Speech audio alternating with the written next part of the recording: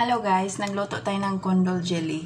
So, almost the same procedure lang sa paggawa ng kondol candy except that binabad ko siya sa baking soda.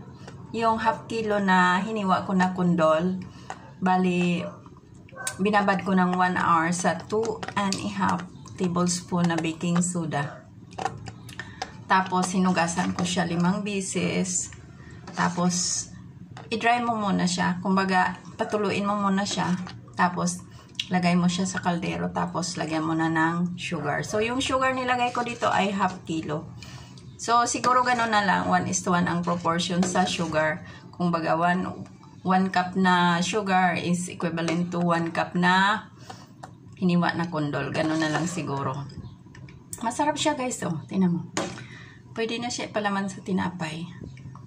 Tapos, para mas mabango, lagyan nyo ng vanilla o kaya cinnamon. Yan. Or pagsamahin nyo, vanilla at cinnamon powder. Yan. Masarap siya guys. At saka, siguro healthy to kasi hindi naman tayo marunong magkuha ng nutrient value dito. Healthy siguro kasi, di ba, galing siya sa kondol.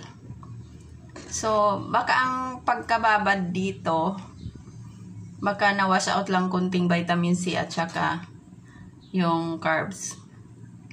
Pero na-replace din naman natin sa sugar. So, alalay lang sa pagkain ng palaman na ito. Yan.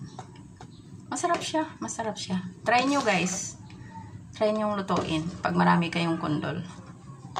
Ito hindi ko to binili na kondol guys sa farm namin. Sobrang daming bunga. Kaya, pinaglalaruan ko. So, thank you so much guys for watching. I hope you will subscribe.